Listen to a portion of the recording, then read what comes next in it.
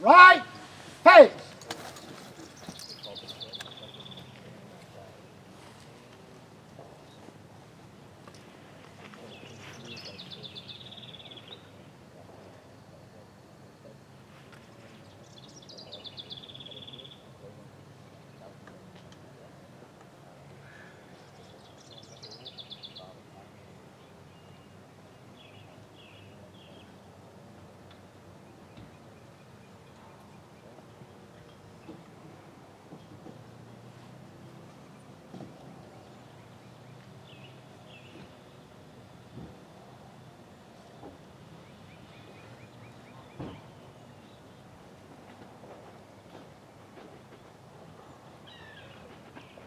Reset.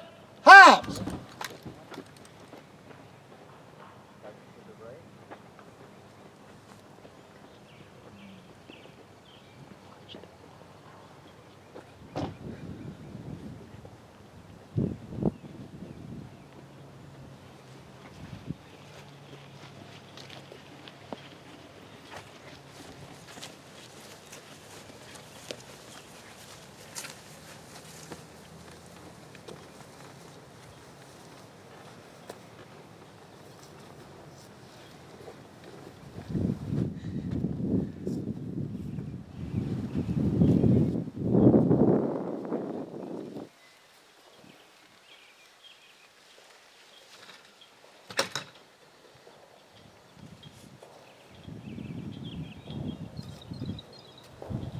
Order, arms. Left, pace.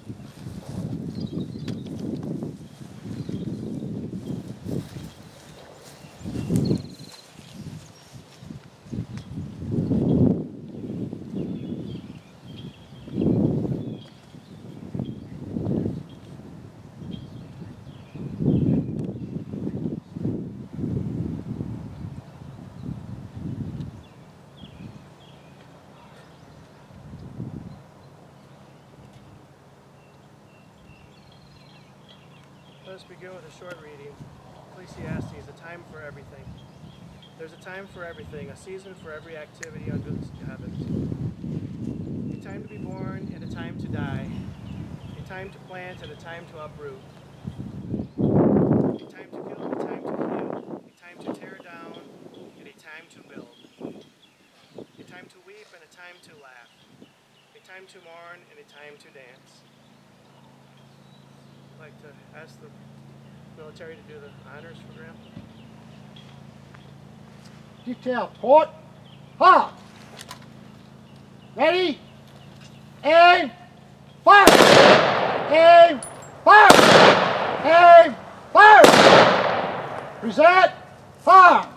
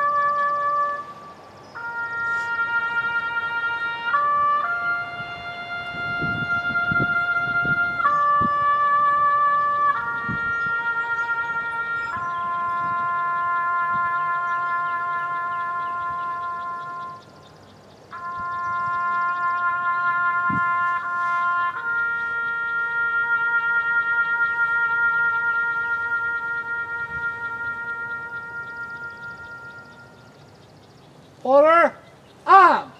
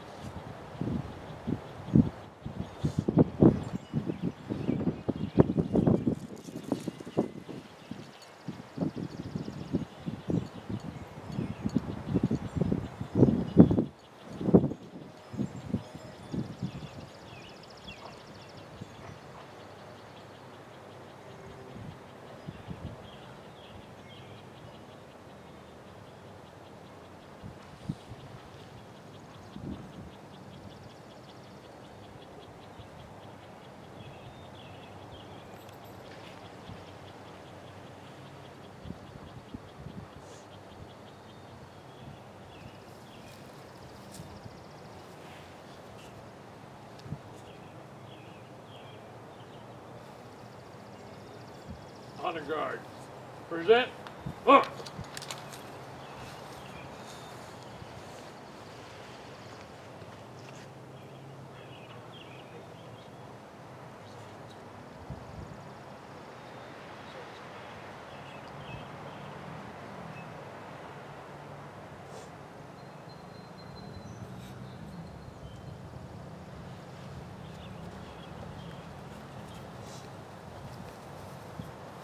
Honor guard. Order. Up.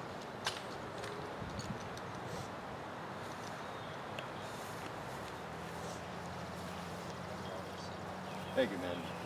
You're dismissed.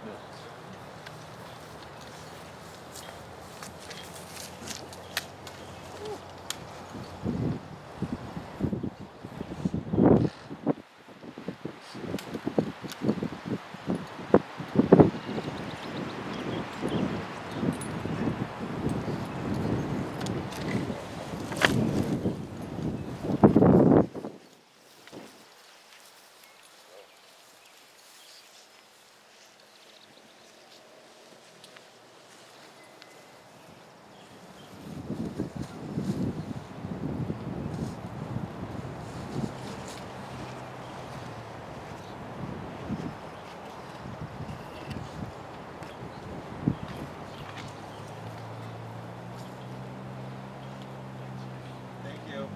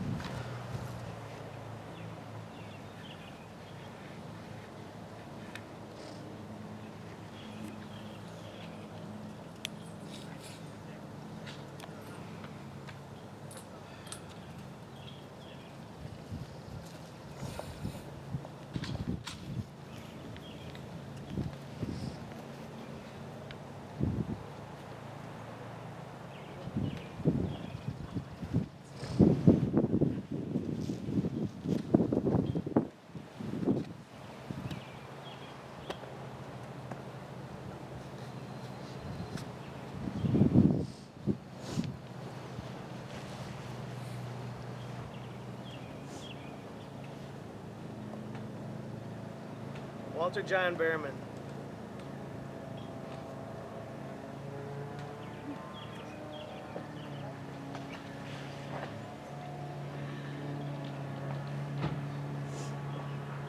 Son, nephew, cousin, friend, businessman, husband, father, grandpa, and great-grandpa.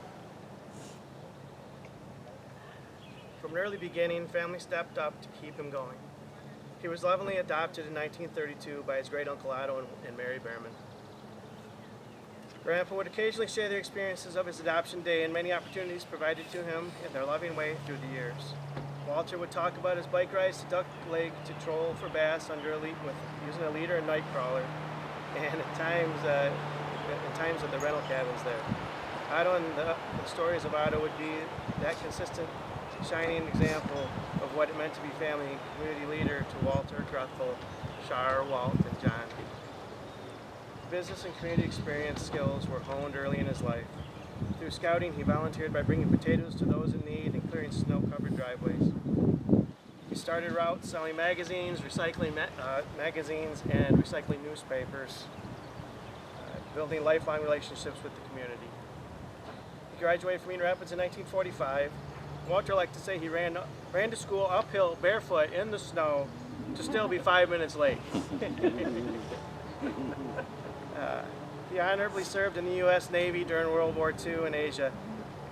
He did not go in as a cook butcher, but rather early on was observed while sweeping the deck as he threw the dustpan of debris into the wind, and the debris came back onto the ship. This prompted the higher-ranking command to ask, "Bearman, is there anything you can do?" Which Walter replied, "Yes, sir, I can cut meat." He was then appointed to replace the outgoing cook and who was at the end of his call of duty. Having keys to the food and beer lockers proved to have its advantages. Later, upon return, he attended a dance and looked across the room and told a buddy, "See that gal? I'm going to marry her." The next day, while driving down the road, he saw that gal eating ice cream cone crossing the street with girlfriends. That began what became a 62-year marriage to the beautiful, ever so giving couple, Bearman. So giving. So giving. They lived downtown Lansing for some time and moved back to Eaton Rapids on Canal Street while working off hours at his second job in Lansing. He started Bearman Insurance Agency and built a side home office, then downtown office. Otto eventually moved in with them on Canal Street, which made so many great memories for them, especially Shar, who enjoyed sneaking up on the unassuming Grandpa Otto, wink wink, at Miller Ice Cream Dairy. They attended Walt and John's many sporting activities and sponsored many of those teams. They built a home on Inverness where it was the gathering place of choice for Walt and John's friends. I love those pictures. I wish I could have been there. They made several trips to Canada as a family. Oh, the memories, eek. Of 10 set first, upgraded Airstream, Holiday Ramblers, motorhome, Six Lakes travel trailer. He belonged to the Veterans of Foreign Wars and became a lifelong member of the Masonic Lodge, where Grandma was an Eastern Star. He supported Shar in her interest in parole for a president campaign. Oh, this is so funny. So we were all in there for 4 days. So after being at the convention inside the hotel for 4 days, we were all walking out together, shoulder to shoulder, and Grandpa turned to Teresa and said, "So, how long you been in for?" Oh my goodness. We just all laughed like it was a sentence, you know. It's a funny way. It's not kind of like when you go in an elevator and you say, "Going down?" Or propane tanks. Oh. Just say, "You're welcome." Propane tanks, Propane you're welcome. tanks, you're welcome. Yeah, they have a sign, propane tanks, yeah. He and Grandma enjoyed many visits to Texas, visiting both Walt and John. On many of those visits. And the new arrival of Serena. Yeah. Yeah. Oh, his mask, I don't recognize all these bandits. Remember that one, Walt? For those visits when, Serena was born? Oh, yeah. Jeez. What a joy it was for him to see Serena and Chris in D.C. for his honor flight. That was a great surprise. Michael, Grandpa is very proud to have the Bearman name extended through you. Julie, Michael, Serena, and Jenna. Grandpa and Grandma enjoyed celebrating many Christmases together in the basement in Eaton Rapids with each of you, as well as birthdays and Father's Days, celebrations, watching you play in the pool. Heather and I enjoyed countless camping trips and weekends with Grandma and Grandpa. We would stay up way too late, drink way too many pops. The nights would start with dinner at Mr. Steak, drive home listening to Wood FM instrumental orchestral music, popcorn, Scrabble, while watching Falcon Crest, Knots Landing, Dallas, and Johnny Carson. Lawrence Welk Show. Lawrence Welk Show, all very appropriate for us at our ages, I'm sure.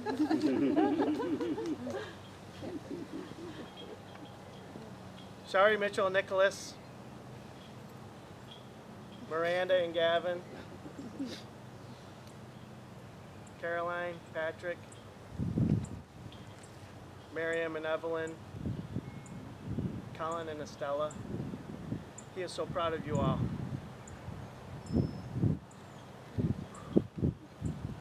Can't tell you how many times he said this to me. All of you. The joy of Papa's face when he was with you or when he would talk about you was undeniable. He would say to me, he said this so many times, "I would like to visit them so much, but by the time I get there, I would fall asleep in a comfortable chair. Ha ha, but then let them know how much I think of them and don't mean any ill feelings if I do not visit." He said that to me so many times. We are told that we must see to it that the flame of faith is still burning when the Lord comes. my first response would be, how did Grandpa carry that flickering flame into life? How did he nurture it and share it? With me, Grandpa and Grandma at the time, but Grandpa, in the past 15 years, quietly shared his belief by simply, confidently giving a tight-lipped smile, nodded his head favorably, and say, "You are doing it right, the right way. Yep." He would say it so many times. He would then go on and say how the people around me were good people and good examples for me, and I for them. For this we pray for the repose and of he and Grandma's soul and all of those departed, because the living and the dead are all members of the same church, and there is an unbreakable bond between those who are still on earth and those who have died. We live life with often repeated trials and missteps, and for that we must truly hold accountability and ask for the forgiveness through which only the good grace of God can provide. Uncle John and Uncle Walt had their visits with their father before he was called home. I know that Mom and her father had a time of incredible healing and closure that is meant to be translated through that experience to us all. This was a very unexpected experience. These experiences were not expected, but were a gift from the Holy Spirit. For that we thank you. I love you, Grandpa. I'm so grateful for the times we shared together and how they were able to translate into each of our lives and share those same thoughts. Matthew 5:4. Blessed are those who mourn, for they will be comforted.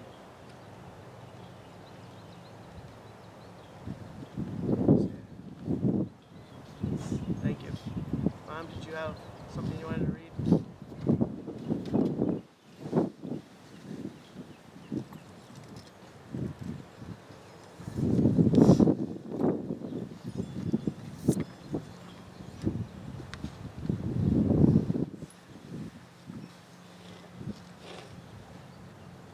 It's off, so that's good.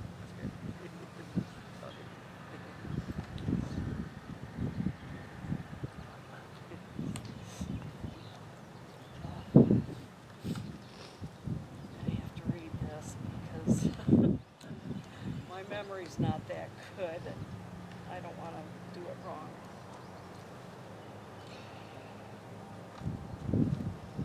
You all know how our dad affected our life. For most, it was his sense of humor and the many stories he loved to share. For others, it was through his business or community activities. What you probably do not know is what made him the man you knew. We are molded as much by our tough times as we are by the good ones. Dad had his fair share of the tough times.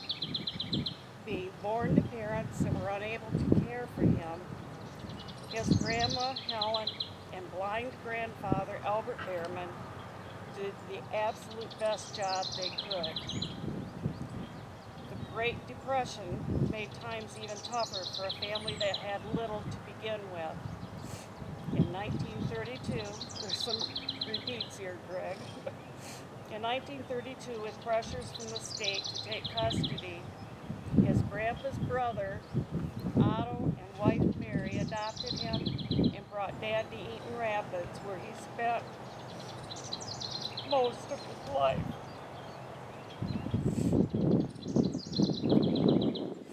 Otto was a man with high values, believed in working hard and treating others as he would like to be treated himself. Dad was raised with these principles. There was a lot of instability in their home due to his mother's incessant mood swings. This left him on his toes, never knowing what to expect from day to day, other than the fact that he should not chance upsetting her. They provided a safe and mostly loving home and taught him that nothing in life came easy. As a young boy around 10, Dad sold magazines anytime and anywhere he could. He especially enjoyed going into the bars, approaching the men playing cards, and enjoying a beer. He learned that they would buy just to get rid of him. And out in the outer sanctum of the bar, the wives sat, and he would usually charm them on his way out and sell some more magazines. In Dad's early teens, he would walk, ride a bike, or hitchhike about 16 miles to Duck Lake Golf Course, where he learned to caddy. He was a quick learner and picked up tips and tricks of the game. He also noticed who the best tippers were and impressed them with his knowledge and assistance, soon becoming the most asked for caddy. Thus, these experiences at a very young age, complemented by his friendly and eager personality, resulted in the successful salesman he was in every element of his life. Having been taught the values of supporting home and community in 1944, at the age of 17, Dad joined the Navy. We honor him for his sacrifice. War is a hard and fast way to go from being a boy to becoming a man. In 1949, almost 4 years after returning from the war, Dad and Mom were married. Dad was working sometimes 2 and 3 jobs. When I was born in I shouldn't tell this, should I? 50. And money was tight. 5 months later, his mother died, and his father asked us to come live with him in Eaton Rapids. While continuing to work 2 to 3 jobs, he began teaching himself about the insurance business. His father sold real estate, so it was a perfect match. Otto sold the farm, and Walter insured it. The business eventually grew too large to be run from our house, and Dad built a new office in downtown Eaton Rapids. Working this hard had its downfalls. Dad's health plummeted in the late 1960s. He continued with many years of surgeries and emergency room visits. Through no fault of his own, Dad was left having to pay many thousands of dollars for his surgeries and care at Mayo Clinic. His determination to honor his debt, even though he was no longer working, took a substantial toll on Mom and Dad. Consequently, they were forced to sell the business they worked so hard to build. From that point on, life was pretty much focused on his health, friends and trailer at Six Lakes, his grandchildren, and his great-grandchildren. Honesty, dedication, humor, reliability, empathy. Those were the building blocks that Dad was given. For the most part, I believe that people who knew him would agree that these blocks served him well. Dad is no longer in pain, and right now, more than likely, is telling stories to the new people he stopped to meet on his way to finding Mom. Rest in peace, Dad. I love you.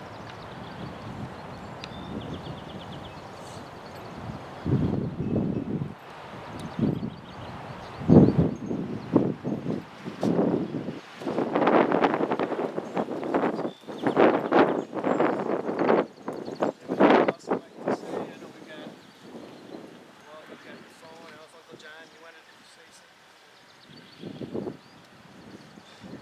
Got some comments that were going to be read a little later as well.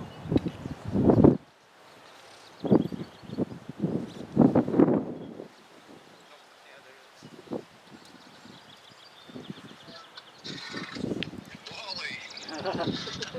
Go on, Bonnie.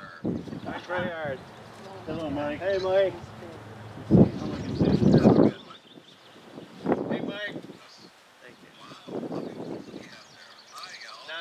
There's Hi, only 9. Mike. There's only 9 people. Wow. How beautiful Can you it see looks It's that? my there. brother. Oh, my hey, Shar. Hi, Karen. Hi. Oh, Thanks, I Mike. so wish I could be there with you guys. Good to have you here, Mike. Hello, everybody. Hi. Good seeing you. Tell me, hey, Dick. Tell me when you want me to start saying something. I'll reach out to say something nice. You know how to lie good, don't you? Well, I've learned from the best. Are we ready? Am I ready? Am I Yeah. on? Yep. Yeah, go ahead. We can hear you real well. Can you hear? Yes. Can All you right. hear me, everybody? Yes. Yep. Well, first of all, seriously, I just want to express my sincere condolences to the entire Bearman clan, especially Wally, Char, Johnny, the loss of your father, your grandfather, great-grandfather, and dear friend. I really am so honored you've given the opportunity to pay my last respects to Mr. B and to say a few words in his memorial. So thank you very much, Wally, for asking me, and Char, Johnny, for allowing it. Mr. B and Grethel were just a huge influence on my childhood life, for better or for worse. Just kidding. But it was always for better. But seriously, most of you know that Mr. B and Grethel were like my second parents. In fact, during my teen years, I spent more time at their house than I did my very own. And I've got a child, because of that, I got a childhood of fantastic memories with them, and I feel extremely fortunate for that. And I admire and love both of them very, very much. I will say that Wally and I never thought Mr. B would live to see his 50s, let alone 92 years old. But I'm not surprised, not only because he was a very determined and at times very stubborn man. He loved to live life, and he lived it to the fullest, even in his twilight years, flirting with all the widowers at his assisted living home. He's always a jokester, with a quirky sense of humor, and he's one of the funniest people he knew.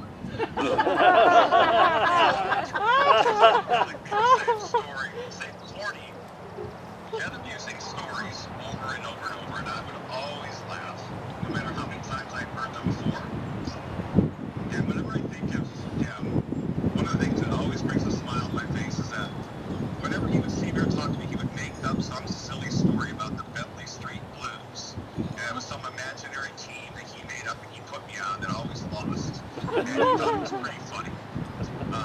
Even the last time I spoke with him, which was a couple of years ago, because he would occasionally call me just randomly from the assisted living home, and we would be on the phone for an hour or more, as many of you probably know.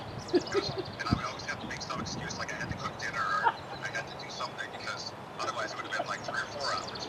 But anyways, the last time I spoke to him, he brought this story up about the Bentley Street Blues, and of course I laughed one more time. And anyway, so thank you, Mr. B, for putting a smile on my face whenever I think of you. I'm so happy you're reunited with Grethel and watching over your wonderful family. And I include myself as being in that family. Godspeed, Mr. B. I love you. Love you, Mike. Thank you. Thank you, guys. Thank you. Generous. Yeah, very, very, very much. You all mean a lot to me. I love you all. Thanks, Mike. Thank you. All right. I'll talk to you That's later. nice. All right. Wally and Johnny. Yeah, I love that. I love that. That's awesome. I love that. That's so cool. So cool. Good guy. That's At least nice. it wasn't butchy. Mm-hmm. Oh, that was nice. Well, that was super cool. Yeah, me too. Yeah. Oh, boy. Anybody else want to speak? Glad you do that. You got more to read? Well, I'll do that. Did you have You wanted to speak, didn't you? Well, I wanted to get Rick on here too. He Yeah, didn't for say sure. Oh, okay.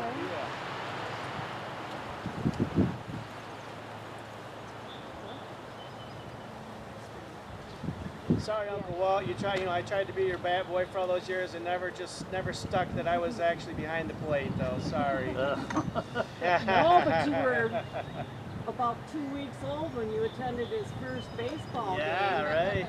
Yep. Wow, first game. Uncle John Yeah. found something I liked, though. Yeah. Probably I've more got a safe than the video. baseball would have been for me. Rick Stoken is a good friend of Uncle Walt's. Johnson. Hey, Rick. Hey, we just got off the phone with Mike, and we did FaceTime, and it worked out real good. Everybody can hear you, Okay. so let you say your thing. I wasn't prepared to say anything. I was just a watch.